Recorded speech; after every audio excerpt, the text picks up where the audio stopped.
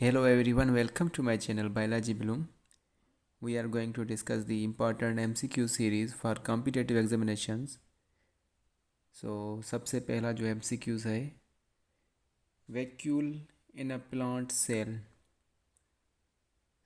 Plant cells में जो vacuole है, जो भी वैक्यूल्स हैं वो मेम्ब्रेन बाउंडेड होते हैं और उनके मेम्ब्रेन को टोनोप्लास्ट कहा जाता है. मगर जो प्लांट्स में होते हैं, सो it is a membrane bound and it contains water which helps in osmoregulation and excretory substances. Plants में जो वैक्यूल होता है उसमें मेम्ब्रेन भी होता है, उसमें वाटर स्टोर होता है और एक्सक्रेटरी सब्सटेंसेस होते हैं. So option 4 is the right one. Next है Quercus species are the dominant component in. Quercus which is also known as oak trees जो हैं वो कौन से एरियाज़ में डोमिनेंट कंपोनेंट होते हैं. So they are dominant in temperate deciduous forest because they are broad-leaved plants and they are dominant in temperate deciduous forests जिनके leaves जो हैं ऑटम में फॉल हो जाते हैं. Vascular tissues in flowering plants develop from. Flowering plants में जो vascular tissues हैं वो कौन से टिश्यू से एराइज होते हैं. So they arise from plerome. Option 4 is the correct one. Next है gel electrophoresis is used for. Gel electrophoresis कौन से फंक्शन के लिए यूज़ किया जाता है in genetic engineering. So it is used for separation of DNA fragments according to their size के हिसाब से उनको डीएनए के फ्रेगमेंट्स को सेपरेट करता है. Haploids are more suitable for mutation studies than diploids and this is because haploids जो हैं म्यूटेशन स्टडीज़ के लिए ज़्यादा suitable होते हैं because all mutations whether dominant or recessive are expressed in haploids. Option 2 इसका करेक्ट होगा.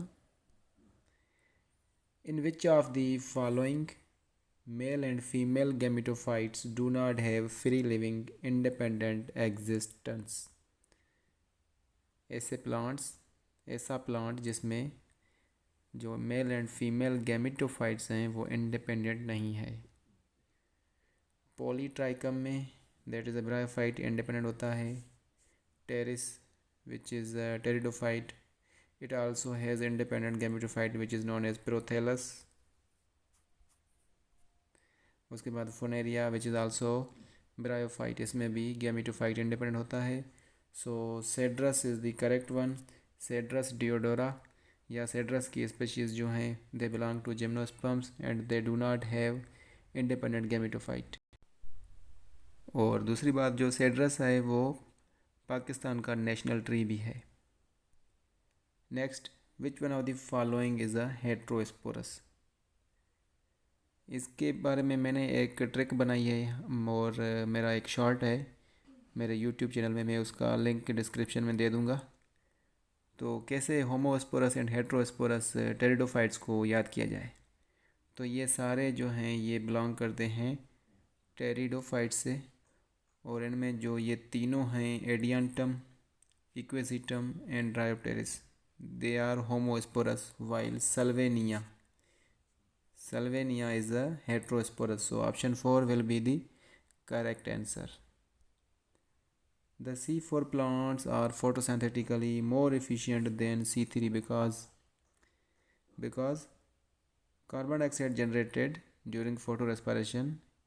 So C4 is the adaptation and to avoid the photorespiration. तो जो कार्बन डाइऑक्साइड जनरेट होता है फोटो रेस्पिरेशन में वो ट्रैप हो जाता है और रिसाइकिल हो जाता है through one enzyme which is known as PEP carboxylase phosphoenol pyruvate carboxylase PEPCO, उसकी मदद से वो रिसाइकल हो जाता है और इसीलिए वो ज़्यादा एफिशिएंटली फोटोसिंथेसाइज होते हैं देन C3। नेक्स्ट है, in germinating seeds fatty acids are degraded exclusively in the glyoxysomes. Option 4 is the correct. So glyoxysome is the right one.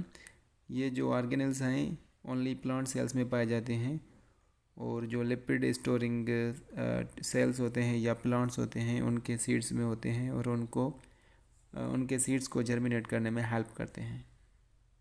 Next है, in the light of recent classification of living organisms into 3 domains of life.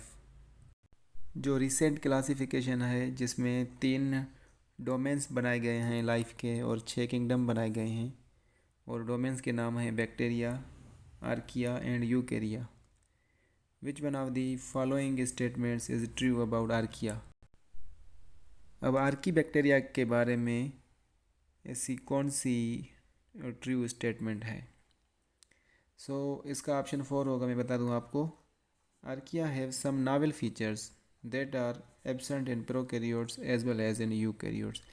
Archaea या Archie bacteria के पास ऐसे कुछ novel features हैं जो prokaryotes and eukaryotes में नहीं हैं। Like they can survive in extreme conditions. Thank you.